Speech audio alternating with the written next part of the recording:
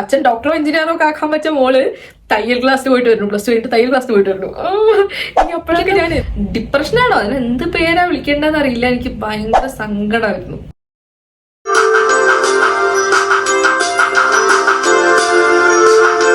Hello guys, welcome back. ഞാനിതുവരെ എൻ്റെ ചാനലിൽ എന്നെ പറ്റി സംസാരിക്കുന്ന ശരിക്കും പറഞ്ഞ ഒരു ഇൻട്രൊഡക്ഷൻ വീഡിയോ പോലും ചെയ്തിട്ടില്ല. ഇന്ന് എന്നെ പറ്റി പറയുന്ന ഒരു വീഡിയോ ആണ് ഇത്. എന്നെ പറ്റി നിങ്ങൾക്ക് അറിയുന്ന കാര്യങ്ങൾ. എൻ്റെ പേര് ആർദ്ര, ഞാനൊരു കോഴിക്കോട്ടുകാരിയാണ്. ഞാനിവിടെ ജർമ്മനിയിലാണ് താമസിക്കുന്നത്. ഞാനിവിടെ IT ജോലിയാണ് ചെയ്യണത്. ഇത്രയൊക്കെ കാര്യങ്ങളായിരിക്കും നിങ്ങൾക്ക് അറിയാം. പിന്നെ എൻ്റെ ഹസ്ബൻഡിനെ എന്നെ വീഡിയോയിൽ കണ്ടിട്ടുണ്ടാവും, പിന്നെ ഇവിടുത്തെ ഫ്രണ്ട്സിനെയൊക്കെ കണ്ടിട്ടുണ്ടാവും. അല്ലാതെ നിങ്ങൾ വേറെ ഒന്നും അറിയില്ലല്ലോ. സോ ഇന്ന് ഞാൻ എന്നെ പറ്റി സംസാരിക്കുന്ന ഒരു വീഡിയോ ആണ് ചെയ്യണത്. ഇതിനെ വേണമെങ്കിൽ ഒരു ഫെയിലിയർ സ്റ്റോറി എന്ന് വേണമെങ്കിൽ വിളിക്കാം. ഞാൻ മുന്നത്തെ വീഡിയോയിലൊക്കെ മെൻഷൻ ചെയ്തിട്ടുള്ള പോലെ ഞാനൊരു മിഡിൽ ക്ലാസ് ഫാമിലിയിലാണ് ജനിച്ചത്. എൻ്റെ അച്ഛൻ ഒരു ബയോമെഡിക്കൽ ടെക്നീഷ്യനായിട്ട് വർക്ക് ചെയ്യാണ്. ഇപ്പം എൻ്റെ അമ്മ ഒരു പ്രൈവറ്റ് ബാങ്കിലായിരുന്നു വർക്ക് ചെയ്തിട്ടുണ്ടായിരുന്നത്. ഒരു ആക്ച്വൽ മിഡിൽ ക്ലാസ് ഫാമിലി. അപ്പം മിഡിൽ ക്ലാസിന്റെ ഒരു പ്രശ്നം എന്താന്ന് വെച്ചാൽ നമ്മള് താഴോട്ടും പോവില്ല, മേലോട്ടും വരില്ല. അപ്പൊ നമ്മൾ ആ മിഡിൽ ക്ലാസ്സിൽ ഫിറ്റിൻ ആവാൻ വേണ്ടിയുള്ള സ്ട്രഗിൾ ആണല്ലോ. അങ്ങനത്തെ സ്ട്രഗിളിലാണ് ഞാൻ ജീവിച്ച് വളർന്നത് എന്ന് വേണമെങ്കിൽ പറയാം. അച്ഛനും അമ്മയും അവർക്ക് എന്നെ നല്ല സ്കൂളിലൊക്കെ വിട്ട് നല്ല എഡ്യൂക്കേഷനൊക്കെ തരണമായിരുന്നു. അവർ എന്നെ കോൺവെന്റ് സ്കൂളിൽ വിട്ടിട്ടാണ് പഠിപ്പിച്ചത്. നമ്മളെ ആദ്യത്തെ കുട്ടി എന്ന് പറയുന്നത് എപ്പോഴും ഒരു എക്സ്പെരിമെന്റൽ ബേബി ആണല്ലോ. അനിയനൊക്കെ ആയപ്പോഴേക്കും അവർക്ക് ഏതൊക്കെയാന്നൊക്കെ മനസ്സിലായി. എന്നെ അവർക്ക് നല്ല രീതിയിൽ പഠിച്ച് അവരെൻ്റെ അടുത്ത് നിന്ന് എക്സ്പെക്ട് ചെയ്തതും ഞാൻ പഠിക്കണം എന്നൊക്കെയാണ്. അങ്ങനെ സ്കൂളിംഗ് ഒക്കെ അത്യാവശ്യം ഞാൻ നന്നായിട്ട് പഠിക്കുമായിരുന്നു. ഒരു 8th വരെ 7th വരെ നന്നായിട്ട് പഠിക്കുമായിരുന്നു. പിന്നെ അങ്ങോട്ട് മടിയായി, ഫ്രണ്ട്ഷിപ്പായി. അങ്ങനെ ഞാൻ 10th എനിക്ക് 7 A+ഉം 3 A ആയിരുന്നു. അപ്പൊ എന്റെ അച്ഛനമ്മ എൻ്റെ അടുത്ത് നിന്ന് ഫുൾ A+ ഒക്കെയാണ് എക്സ്പെക്ട് ചെയ്തത്. കാരണം അതിനാണല്ലോ അവരെന്നെ ഡോക്ടർ എഞ്ചിനീയറൊക്കെ ആക്കാൻ വേണ്ടിയിട്ടാണ് വളർത്തണത്. അപ്പം അത് അവരെ എക്സ്പെക്ട് ചെയ്ത പോലെ ഞാൻ മാർക്കൊന്നും പഠിച്ചില്ല. ഞാൻ പഠിച്ചൊന്നുമില്ല. അങ്ങനെ പക്ഷെ എന്റെ ടീച്ചേഴ്സൊക്കെ പറഞ്ഞുകൊണ്ടിരുന്നത് ഞാൻ പഠിക്കും, ഞാൻ ഭയങ്കര അലമ്പാണ്, പക്ഷെ പഠിക്കും എന്നാണ്. അങ്ങനെ 10th കഴിഞ്ഞു, +2 ആയി. +2 83% മാർക്കായിരുന്നു. അത് ഞാൻ മോശം പറയില്ല കേട്ടോ. 83% മാർക്ക് വാങ്ങിക്കാൻ പഠിക്കണ്ടേ. പക്ഷെ അവിടെയും നമ്മൾ ആ സ്ട്രഗ്ലിംഗ് ആണ്. നല്ലോണം പഠിക്കില്ല, തീരെ പഠിക്കാതിരിക്കുകയില്ല, മിഡിൽ ആവറേജ് ആണ്. അങ്ങനെ ആകുമ്പോൾ നമുക്ക് സീറ്റ് കിട്ടില്ല. എനിക്ക് ഗവൺമെന്റ് കോളേജിലൊന്നും സീറ്റ് കിട്ടിയിട്ടുണ്ടായിരുന്നില്ല. ഞാൻ അപ്ലൈ ചെയ്ത സയൻസ് സബ്ജക്ട്സിനാണ് അപ്ലൈ ചെയ്തിട്ടുണ്ടായിരുന്നത്. അതിനൊന്നും സീറ്റ് കിട്ടിയിട്ടില്ല. അവസാനം ഇംഗ്ലീഷൊക്കെ കൊടുത്തിട്ടുണ്ടായിരുന്നു. അങ്ങനെ ഇംഗ്ലീഷിനാണ് എനിക്ക് സീറ്റ് കിട്ടുന്നത്. അങ്ങനെ എൻ്റെ അച്ഛനമ്മ എന്നെ പൈസ കൊടുത്ത് പഠിപ്പിക്കില്ല. എഞ്ചിനീയറിങ്ങിന് പോകണമെന്നൊക്കെ എനിക്ക് ഇഷ്ടമുണ്ടായിരുന്നു. പക്ഷെ പൈസയൊന്നും കൊടുത്ത് പഠിപ്പിക്കില്ല. എൻ്റെ അച്ഛനമ്മയും ജീവിച്ചത് തന്നെ മോളുടെ കല്യാണം മോരുപടുത്തം. ഇതിനു വേണ്ടി അങ്ങോട്ടും ഇങ്ങോട്ടും പൈസ മാറ്റി വെക്കാൻ അവർക്ക് പറ്റില്ല. പക്ഷെ ഞാൻ നിർബന്ധിച്ചിട്ടും ഇല്ല. എനിക്കങ്ങനെ ഞാൻ നിർബന്ധിച്ച് എഞ്ചിനീയറിങ്ങിന് പോകണം എന്നൊന്നും ഉണ്ടായിരുന്നില്ല. അവർക്ക് എന്നെ അങ്ങനെ വിടാൻ താല്പര്യം ഉണ്ടായിരുന്നില്ല. അങ്ങനെ പോയില്ല. അങ്ങനെ +2 കഴിഞ്ഞ് ഞാൻ ഇംഗ്ലീഷിന് ഒരു കോളേജിൽ ജോയിൻ ചെയ്യണം. Story time. ക്വാറന്റൈൻ എല്ലാവരും അനുഭവിച്ചിട്ടുള്ള കാര്യമാണ്. എല്ലാവർക്കും ക്വാറന്റൈൻ ഉണ്ടായിട്ടുണ്ടാവുക 2020 കൊറോണ സമയത്താണ് അല്ലേ. പക്ഷെ എനിക്ക് ക്വാറന്റൈൻ അതിനു മുന്നേ ഉണ്ടായിരുന്നു. അതായത് ഞാൻ ഡിഗ്രിക്ക് ജോയിൻ ചെയ്തു. 2 സെമിസ്റ്ററോളം ഞാൻ ആ കോളേജിൽ പോയി. അതൊരു ഓട്ടോണമസ് കോളേജ് ആയതുകൊണ്ട് പെട്ടെന്ന് എക്സാം ഒക്കെ ഉണ്ടായിരുന്നു. 2 സെമിസ്റ്റർ എക്സാം എഴുതി കഴിഞ്ഞിട്ടാണ് ഞാൻ ഡ്രോപ്പ് ചെയ്യണത്. കാരണം എനിക്ക് ഇംഗ്ലീഷ് വേണ്ട, എനിക്ക് ഇംഗ്ലീഷ് ചെയ്യണ്ട, എനിക്ക് വേറെ എന്തെങ്കിലും പഠിക്കേണ്ടതെന്ന് എനിക്ക് തോന്നി. ഞാൻ കുറെ കാലമായിട്ട് അത് തന്നെ പറഞ്ഞുകൊണ്ടിരിക്കണ്ടായിരുന്നു വീട്ടിൽ. പക്ഷെ ഒരു റെസ്പോൺസും ഇല്ല. അവര് വേണ്ട നീ ഇപ്പൊ പഠിക്കുകയും. അച്ഛൻ പറഞ്ഞു എന്നോട് ഡിഗ്രി പ്ലീസ് ആ ഡിഗ്രി ഒന്ന് കംപ്ലീറ്റ് ചെയ്യുന്നിട്ട് വേണമെങ്കിൽ എന്നെ MBA ഒക്കെ വേണമെങ്കിൽ ചേർത്താം. ഇപ്പൊ ഈ ഡിഗ്രി ഒന്ന് കംപ്ലീറ്റ് ചെയ്യ് പ്ലീസ് എന്നൊക്കെ പറഞ്ഞു. പക്ഷെ 2 സെമിസ്റ്റർ കഴിഞ്ഞപ്പോൾ ഞാൻ ഉറപ്പിച്ചു എനിക്ക് ഇനി ഇങ്ങനെ സ്ട്രഗിൾ ചെയ്യാൻ പറ്റില്ല. എന്റെ ജീവിതത്തിലെ ഏറ്റവും മോശം സമയത്തിലൂടെയാണ് ഞാൻ അപ്പൊ കടന്നു പോയിട്ടുണ്ടായിരുന്നത്. ഇഷ്ടമില്ലാത്ത എന്ത് ചെയ്യണം, ഇനി ഡിഗ്രി ചെയ്ത് കഴിഞ്ഞിട്ട് ഞാൻ എന്ത് ചെയ്യണം എന്ന് പോലും അറിയില്ല, എന്തിനു വേണ്ടി പഠിക്കാന്നറിയില്ല. അങ്ങനെയാണ് പോയിക്കൊണ്ടിരുന്നത്. അപ്പൊ ഞാൻ ഇംഗ്ലീഷ് ഡ്രോപ്പ് ചെയ്ത് ഞാൻ അന്ന് വീട്ടിൽ വന്നിട്ട് പറഞ്ഞു ഞാൻ കോളേജിൽ പോകില്ല, ഇത്ര ഞാൻ പോയി ഇനി എനിക്ക് പോകാൻ പറ്റില്ല, എനിക്ക് തീരെ പറ്റൂല എന്ന് പറഞ്ഞു. അപ്പൊ ഞാൻ എൻ്റെ അച്ഛനും അമ്മയിൽ നിന്ന് എക്സ്പെക്ട് ചെയ്തത്, ഞാൻ ഡ്രോപ്പ് ചെയ്യുമ്പോൾ ഞാൻ എന്തായാലും എക്സ്പെക്ട് ചെയ്തത് അവരെന്നെ ഭയങ്കര ഹ്യൂമിലേഷൻ ആയിരിക്കും, എന്നും ചീത്തവിളിയായിരിക്കും, അല്ലെങ്കിലേ പറയാം നല്ല പഠിച്ചിട്ടുണ്ടായിരുന്നതിനൊക്കെ വല്ല കാര്യമുണ്ടോ അല്ലെങ്കിലേ പറയും. അപ്പൊ നീ ഒരു കൊല്ലം വെറുതെ വീട്ടിൽ വന്നിരിക്കുക, +2 കഴിഞ്ഞിട്ട് കോളേജ് ഡ്രോപ്പ് ഔട്ട് ചെയ്തിട്ട് വീട്ടിൽ വന്നിരിക്കുക എന്ന് പറയുന്നത് ഒരിക്കലും നല്ലതായിരിക്കില്ല. ഉറപ്പായിട്ട് എന്നും ചീത്തവിളിയായിരിക്കും തന്നെ വിചാരിച്ചു. പക്ഷെ ഞാൻ വിചാരിച്ചത്ര അവരെന്നെ അങ്ങനെ വിഷമിപ്പിച്ചൊന്നുമില്ല. കോളേജ് ഡ്രോപ്പ് ചെയ്തു. ഞാൻ എവിടെയും പോവായിരുന്നില്ല, ഞാൻ ഒരു സ്ഥലത്തും പോവില്ല, ഒരു ഫംഗ്ഷനും അറ്റൻഡ് ചെയ്യില്ല. ക്വാറന്റൈൻ. എനിക്ക് ആൾക്കാരെ ഫേസ് ചെയ്യാൻ ഭയങ്കര ബുദ്ധിമുട്ടാണ്. എല്ലാവരും കണ്ടാൽ എന്താ ചോദിക്കുക, എന്തിനാ പഠിക്കണേ, എന്താ ചെയ്യണേന്നൊക്കെ അല്ലേ. അതൊന്നും ഫേസ് ചെയ്യാനോ അവരുടെ അടുത്തൊന്നും സംസാരിക്കാനോ ഒക്കെ എനിക്ക് ഭയങ്കര സങ്കടമായിരുന്നു, ആൾക്കാരെ ഫേസ് ചെയ്യണ ആലോചിക്കുമ്പോൾ പോലും. പിന്നെ ഞാൻ കോളേജ് ഡ്രോപ്പ് ചെയ്യാൻ തീരുമാനിച്ചപ്പോൾ എൻ്റെ അച്ഛനും അമ്മയും കുറേ എന്നെ ഉപദേശിച്ചല്ലോ. അത് വർക്കാവില്ല എന്നിട്ടപ്പോൾ അവർ എൻ്റെ ഫാമിലി മെമ്പേഴ്സിനെയൊക്കെ വിട്ട് ഉപദേശിക്കാൻ തുടങ്ങി. ഞാൻ ആരുടെ ഉപദേശങ്ങൾ എടുക്കാറില്ല, ഞാൻ അങ്ങോട്ട് ഉപദേശം കൊടുക്കാനും പോകാറില്ല. ഞാൻ ചോദിക്കാതെ എനിക്ക് ഇങ്ങോട്ട് തരുന്ന ഉപദേശങ്ങൾ എടുക്കാറുമില്ല. അതൊന്നും ഞാൻ കേട്ടില്ല. അപ്പം ഞാൻ ഭയങ്കര റിബലാണ് എല്ലാവർക്കും. തനിഷ്ടക്കാരി, സ്വന്തമായിട്ട് തീരുമാനം എടുക്കുകയാണ്, അങ്ങനെ വീട്ടുകാർ പറഞ്ഞൊന്നും കേൾക്കുന്നില്ല. അപ്പം ഒരു ഫംഗ്ഷനും പോവില്ല. ഇനി അഥവാ വീട്ടിൽ പുഷ് ചെയ്തിട്ട് പോയേ പറ്റുള്ളൂ എന്ന് പറയുന്ന സമയത്ത് ഇനി വേറെ നിവർത്തിയില്ലല്ലോ, പോയേ പറ്റുള്ളൂ എന്ന് പറയുമ്പോൾ പോവന്നെ. അപ്പൊ ഞാൻ പ്രാർത്ഥിക്കും, ഈശ്വരാ ഈ ബന്ധു വരില്ലേ, അവർക്ക് എന്തെങ്കിലും കാരണം കൊണ്ട് വരാൻ പറ്റില്ലേ എന്നൊക്കെ പ്രാർത്ഥിക്കും. അങ്ങനെയാണ് പോയിക്കൊണ്ടിരുന്നത്. അല്ലാതെ എവിടെയും പോലും ഞാൻ എൻ്റെ ഫ്രണ്ട്സിനെ പോലും മീറ്റ് ചെയ്യില്ല. അവർക്ക് കോളേജിലേക്ക് ഉണ്ടാകുമ്പോൾ അവർ സ്റ്റാറ്റസ് ഒക്കെ ആകുമ്പോൾ ഞാൻ എന്ത് ചെയ്യും, അത് ഹൈഡ് ചെയ്യും. ഡിപ്രഷനാണോ അതിന് എന്ത് പേരാ വിളിക്കേണ്ടതെന്ന് അറിയില്ല. എനിക്ക് ഭയങ്കര സങ്കടം. അങ്ങനെ ആ ഒരു സമയം കടന്നുപോയി. ആ സമയത്ത് ഞാൻ എന്നെ ഞാൻ വിചാരിച്ചത്ര അവരെന്നെ വിഷമിപ്പിക്കുക അങ്ങനെയൊന്നും ചെയ്തില്ല. അടുത്തതിൽ ഞാൻ നന്നാവും എന്നായിരിക്കും അവർ പ്രതീക്ഷിക്കേണ്ടത്, അല്ലെങ്കിൽ എന്തെങ്കിലും ആവട്ടെ എന്നായിരിക്കും അവർ പ്രതീക്ഷിക്കേണ്ടത്. എന്തോ ആ സമയത്ത് പിന്നെ ഞാൻ വെറുതെ ഇരിക്കുന്ന സമയത്ത് അപ്പം എനിക്കൊരു ആഗ്രഹമുണ്ടായി ഡ്രസ്സ് തയ്യൽ പഠിക്കാൻ പോവാൻ. അപ്പൊ നമ്മുടെ അവിടെ തന്നെ ഫറൂഖിലൊരു ചേച്ചി പഠിപ്പിക്കുന്നുണ്ടായി, എൻ്റെ പാപ്പിക്കൊക്കെ അറിയുന്ന, അവരുടെ അടുത്ത് പോയി ഞാൻ തയ്യൽ പഠിക്കാൻ തുടങ്ങി. അങ്ങനെ ഞാൻ എനിക്കിപ്പോഴും ഓർമ്മയുണ്ട്, തയ്യൽ ക്ലാസ്സിന് പോയി തിരിച്ചു വന്നിട്ട് വൈകുന്നേരം ആയപ്പോൾ വന്നിട്ട് അച്ഛൻ എന്നോട് ചോദിക്കണം എവിടെ പോയിരുന്നു എന്ന് വെച്ചപ്പോൾ ഞാൻ പറഞ്ഞ ഞാൻ തയ്യൽ പഠിക്കാൻ പോയതാണ്. അപ്പൊ അച്ഛൻ എൻ്റെ ഒരു പുച്ഛത്തോടെ നോക്കി. അതായത് അച്ഛൻ ഡോക്ടറോ എഞ്ചിനീയറോ ഒക്കെ ആക്കാൻ വെച്ച മോള് തയ്യൽ ക്ലാസ്സിന് പോയിട്ട് വരുന്നു, പ്ലസ് ടു കഴിഞ്ഞിട്ട് തയ്യൽ ക്ലാസ്സിന് പോയിട്ട് വരുന്നു. എനിക്ക് അപ്പോഴൊക്കെ ഞാൻ എന്തിലൂടെയാണ്, എന്ത് വിഷമത്തിലൂടെയാണ് കടന്നു പോയത് ഇപ്പൊ ആലോചിക്കുമ്പോ ചിരിക്കണോ കരയണോ എന്നറിയില്ല. എൻ്റെ ആ ഒരു സമയം മൊത്തം ഞാനതെൻ്റെ ജീവിതത്തിലെ മോശ സമയങ്ങളാണെന്ന് വിചാരിക്കുന്നു. കാരണം ഞാൻ ഒരു 8th 9th 10th ഒക്കെ കഴിഞ്ഞ് ഒരു 22 വയസ്സ് വരെ ഞാൻ ഒന്ന് സന്തോഷിച്ച് ഓക്കെ ഞാൻ ഒന്ന് ആലോചിക്കുകയാണ്, ഇപ്പൊ കുഴപ്പമൊന്നുമില്ലല്ലോ, സന്തോഷമായിട്ടാണല്ലോ പോണെന്നല്ലെങ്കിൽ എന്നൊരു അടിപ്പാക്കുന്ന കിട്ടും. എന്തെങ്കിലും ഒരു വിഷമം അത് നിർബന്ധമായിട്ടുണ്ടാവും. എല്ലാം ഞാൻ തൊടുന്ന എല്ലാം പ്രശ്നങ്ങൾ, ഞാൻ ചെയ്യുന്ന എല്ലാം പ്രശ്നം, ഞാൻ എന്തിന് ട്രൈ ചെയ്താലും അതൊന്നും നടക്കാതിരിക്കുക, അങ്ങനെ ഒരു പ്രത്യേകതരം പ്രതിഭാസത്തിലൂടെയാണ് എൻ്റെ ജീവിതം അങ്ങനെ പോയിക്കൊണ്ടിരുന്നത്. അപ്പൊ എനിക്ക് ഒന്നിലും ഹോപ്പില്ല, നീ ഭയങ്കര ഡിപ്രഷൻ ആണ്, ജീവിതത്തിൽ ഒന്നും ശരിയായിട്ട് വരുന്നില്ല. എനിക്ക് ഈ അവസരത്തിൽ ഒരു കാര്യം പറയാനുള്ളത് എന്താണെന്ന് വെച്ചാൽ, ഞാൻ അമ്മയുടെ അടുത്ത് പറയും, അമ്മ വെറുതെ ആൾക്കാരുടെ അടുത്ത് ചോദിക്കണ്ട അവരെന്താ ചെയ്യണേ, ഇനി എന്തിനാ പോണേ. നമ്മുടെ ആന്റിമാരും റിലേറ്റീവ്സ് ഒക്കെ ചിലപ്പം അവർ നല്ല കൺസേണോടുകൂടി ചോദിക്കുന്നതായിരിക്കും. നമ്മുടെ അടുത്ത് എന്താ ചോദിക്കാനുള്ളത്, മക്കളുടെ അടുത്തൊക്കെ അവർക്ക് എന്താ ചോദിക്കാനുള്ളത്, എന്താ ചെയ്യണേ, കോളേജ് പോകാറില്ല എന്നൊക്കെ അവർക്ക് ചോദിക്കാനുള്ളൂ.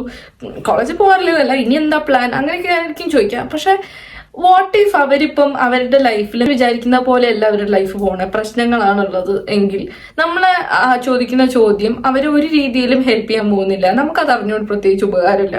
അപ്പൊ ചോദിക്കാതിരിക്കുന്നതല്ലേ. ഇപ്പോഴത്തെ കാലത്ത് സോഷ്യൽ മീഡിയ ഒക്കെ ഭയങ്കര നമ്മളെ ആർക്കെങ്കിലും എന്തെങ്കിലും അറിയിക്കാനുണ്ടെങ്കിൽ അവർ അറിയിച്ചോളും. നല്ല കാര്യങ്ങളാണെങ്കിൽ അവർ നമ്മളെ അറിയിച്ചോളും. നമ്മൾ അങ്ങോട്ട് പോയിട്ട് ചോദിക്കേണ്ട ആവശ്യമില്ല. ഞാൻ എൻ്റെ ലൈഫിൽ എനിക്ക് ഏറ്റവും അടുത്ത ബന്ധുവാണെങ്കിൽ പോലും, അടുത്ത ഫ്രണ്ട്സ് ആണെങ്കിൽ പോലും, നിങ്ങളുടെ അടുത്ത പ്ലാൻ എന്താ, നിങ്ങൾ ഇനി എന്താ ചെയ്യാൻ ഉദ്ദേശിക്കണേ എന്നൊന്നും ഞാൻ ചോദിക്കാൻ പോകാറില്ല. കാരണം ഞാനത് ഫേസ് ചെയ്തിട്ടുള്ളത് കൊണ്ടായിരിക്കും. ഞാൻ ആൾക്കാരെ ഫേസ് ചെയ്യാതെ വീട്ടിലിരുന്ന കാലം എനിക്ക് ഇന്നും മറക്കാൻ പറ്റാത്ത വിഷമം തന്നിട്ടുള്ള സമയമാണ്. നമ്മളെ സന്തോഷമുള്ള കാര്യമാണെങ്കിൽ അവർ നമ്മളെ അറിയിച്ചോളും എന്ന് വിശ്വസിക്കുന്ന ആളാണ് ഞാൻ. നമ്മൾ ഒരു ജോലി കിട്ടാത്ത അവസ്ഥയിൽ ഇരിക്കുകയാണ്. കഴിഞ്ഞ ഒരു അരമണിക്കൂർ മുന്നെയാണ് ഒരു റിജക്ഷൻ മെയിൽ നമ്മൾ കണ്ടിട്ടുള്ളത്. ജോലി കിട്ടിയില്ല എന്നുള്ള റിജക്ഷൻ മെയിൽ വന്നിട്ടുള്ളത്. അരമണിക്കൂർ കഴിഞ്ഞ് നമ്മുടെ അടുത്ത ഒരാൾ വന്ന് ചോദിക്കണം, എന്തായി ജോലി അപ്ലൈയിലൊക്കെ എന്തായി. നല്ല രീതിയിൽ ചോദിക്കുവാണ്, ജോലി അപ്ലിക്കേഷനൊക്കെ ഇതുവരെ ചോദിക്കുമ്പോൾ അഫ്കോഴ്സ് അത് നമുക്ക് ഒരു സന്തോഷവും തരില്ല, അവർക്ക് കൊടുക്കാൻ നമുക്കൊരു പോസിറ്റീവ് മറുപടി ഇല്ല. അപ്പം നമ്മളത് വിഷമിപ്പിക്കുക മാത്രമേ ഉള്ളൂ. We can avoid those questions. നമ്മൾ എത്ര കൺസേണിങ് ആണെങ്കിലും അത് നമ്മൾ ചോദിക്കേണ്ട ആവശ്യമില്ല എന്നാണ് ഞാൻ വിചാരിക്കുന്നത്. അപ്പം ബാക്ക് ടു മൈ സ്റ്റോറി. ഞാൻ എവിടെ പറഞ്ഞെത്തി, അങ്ങനെ ഞാൻ കോളേജ് ഡ്രോപ്പ് ചെയ്തിരിക്കുകയാണ്. ഒരു വർഷം കഴിഞ്ഞു, വീണ്ടും കോളേജുകളിൽ അപ്ലൈ ചെയ്യാൻ തുടങ്ങി. എനിക്ക് മെറിറ്റ് സീറ്റ് ഒന്നും കിട്ടാൻ പോണില്ല. ഞാൻ പ്രൈവറ്റ് കോളേജിലാണ് പഠിച്ചത്. പ്രൈവറ്റ് കോളേജിലും മെറിറ്റ് സീറ്റിൽ പഠിച്ചു എന്ന് വേണമെങ്കിൽ പറയാം. ഞാൻ ബ്ലോസം കോളേജിലാണ് പഠിച്ചത്. എനിക്കത് വളരെ നല്ല സമയമായിരുന്നു ജീവിതത്തിൽ. അവിടുത്തെ എന്താ പറയാ മൂക്കിലെ രാജ്യത്തെ മൂലി മൂക്കൻ രാജാവ് അങ്ങനെ എന്തോ പറയില്ലേ, അതായിരുന്നു ഞാൻ എല്ലാത്തിലും. ഞാൻ സ്റ്റേജ് പ്രോഗ്രാം, NSS എല്ലാ പരിപാടിക്കും ഞാൻ ഉണ്ടാവും. എന്റെ ബാച്ചിൽ പഠിച്ച ആർക്കും എന്നെ അറിയാത്തത് ഉണ്ടാവില്ല. ഞാൻ ഭയങ്കര ഫേമസ് ആയിരുന്നു കോളേജിൽ, നല്ല രീതിക്ക് ഫേമസ് ആയിരുന്നു കോളേജിൽ. നല്ല കുട്ടി, അത്യാവശ്യം നല്ല കുട്ടി എന്നുള്ള ഒരു ഇതുണ്ട്. ഒക്കെ എല്ലാ കച്ചറയും കളിക്കും, പക്ഷെ പഠിക്കും, അങ്ങനത്തെ ഒരു നല്ല കുട്ടി ആയിരുന്നു.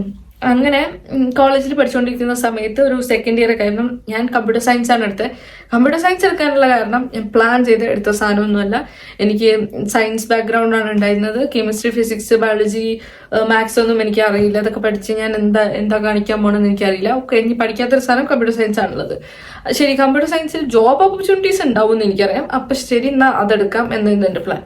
അങ്ങനെ കമ്പ്യൂട്ടർ സയൻസ് ചൂസ് ചെയ്യാണ്. അങ്ങനെ ഞാൻ കോളേജ് തുടങ്ങി. കോളേജ് ഒരു സെക്കൻഡ് ഇയർ ആയത് മുതൽ എൻ്റെ മനസ്സിൽ എനിക്കിനി ഒരേ ഒരു പ്ലാൻ ഉള്ളൂ.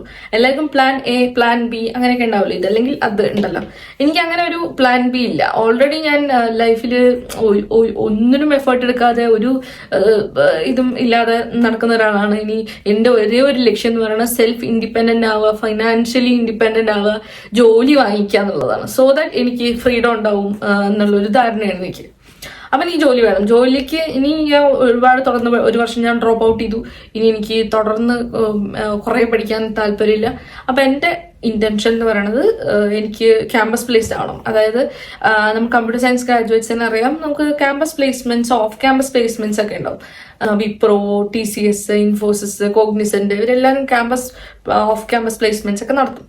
എനിക്ക് അങ്ങനെ ഒരു ഓഫ് ക്യാമ്പസ് പ്ലേസ്മെന്റിൽ പ്ലേസ്ഡ് ആവണം. എന്നാലേ എനിക്ക് ഇനി വീണ്ടും ഡിഗ്രി കഴിഞ്ഞ ഉടനെ ഡ്രോപ്പ് ചെയ്ത് പഠിക്കാതിരിക്കുക എന്ന് പറയുന്നത് വീണ്ടും ഡിപ്രഷൻ ഉണ്ടാക്കും. ജോലിക്ക് ട്രൈ, അപ്പൊ എനിക്ക് കോളേജ് പഠിക്കുമ്പോഴേ ജോലിക്ക് ട്രൈ ചെയ്യണം, എന്നാലേ എനിക്ക് ജോലി കിട്ടുകയുള്ളൂ എന്നുള്ളൊരു തോട്ടാണ് എൻ്റെ ഉള്ളിൽ.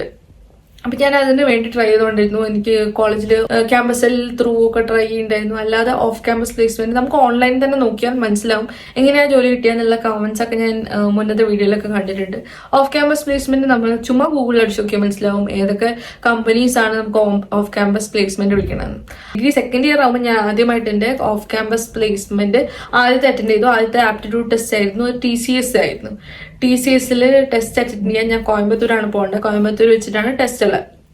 അപ്പം ടിക്കറ്റ് കിട്ടിയില്ല, ട്രെയിൻ ടിക്കറ്റ് കിട്ടിയില്ല നമുക്ക് കോയമ്പത്തൂർക്ക് പോകാൻ. അപ്പം ഞാൻ വിചാരിച്ചു എന്നാൽ എനിക്ക് പോകണ്ട, ഞാൻ കോൺഫിഡൻ്റ് അല്ല അങ്ങനെ പോകാനായിട്ട്. അപ്പം ഞാൻ ഓർത്തു വേണ്ട, എടുക്കണ്ട, പോണ്ട എന്ന് വിചാരിച്ചിരിക്കുമ്പോഴാണ് അമ്മ ഭയങ്കര സപ്പോർട്ടീവ് ആയിരുന്നു.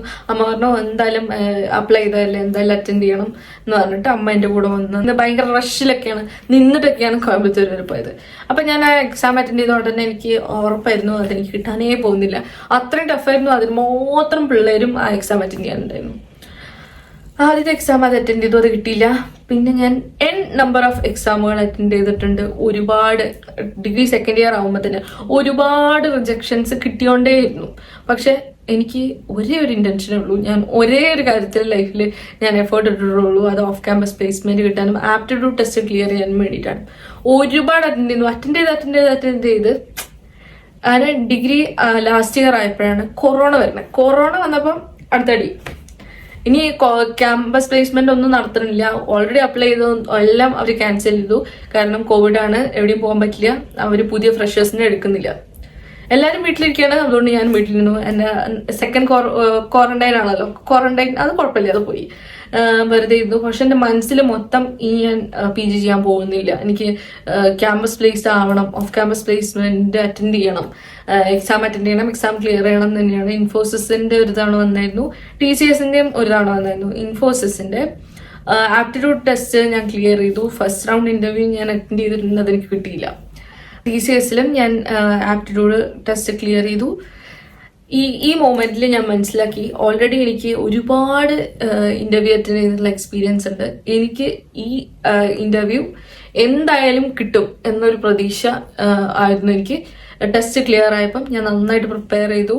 അങ്ങനെ 3 റൗണ്ട് ഇന്റർവ്യൂ കഴിഞ്ഞപ്പോൾ ഫൈനലി എൻ്റെ ജീവിതത്തിലെ ആദ്യത്തെ സക്സസ് നോട്ട്. അതുവരെ ഞാൻ ഒരു സക്സസ്സും ലൈഫിൽ കണ്ടിട്ടില്ല. അതായിരുന്നു എൻ്റെ ലൈഫിലെ ആദ്യത്തെ സക്സസ്. പിന്നീടാണെന്ന് ഇങ്ങോട്ട് ഇപ്പം ഞാൻ കുറച്ച് പ്രൗഡായിട്ട് വേണമെങ്കിൽ പറയാം.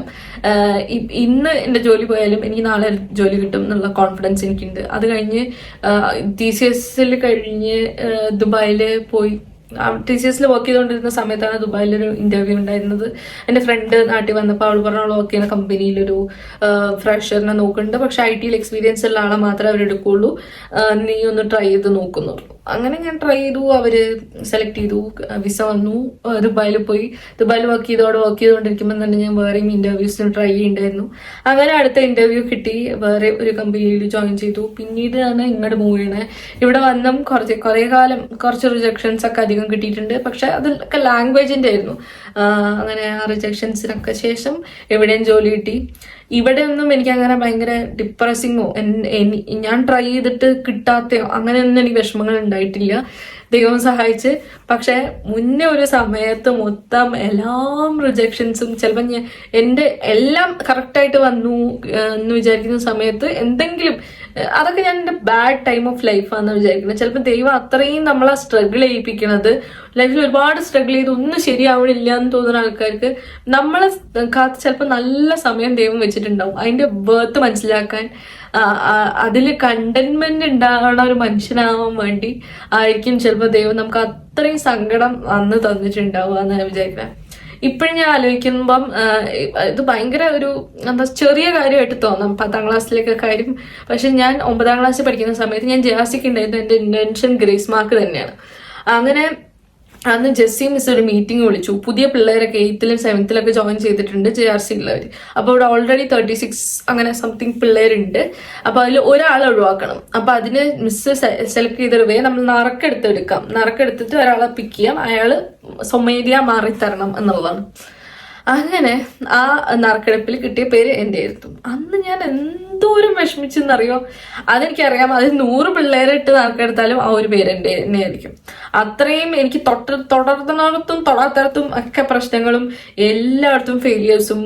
ഇനി ഞാൻ എഫേർട്ട് എടുത്ത് ചെയ്താലും എഫേർട്ട് എടുത്തില്ലെങ്കിലും എന്തൊക്കെയാണെങ്കിലും അത് ഫെയിലിയർ ആയിരിക്കും എന്ന് എനിക്ക് ഉറപ്പാണ്. ആ ഒരു സമയത്ത് എല്ലാം ഭയങ്കര ഡിപ്രസിങ് ആയിരുന്നു ലൈഫിലുണ്ടായിരുന്നത്.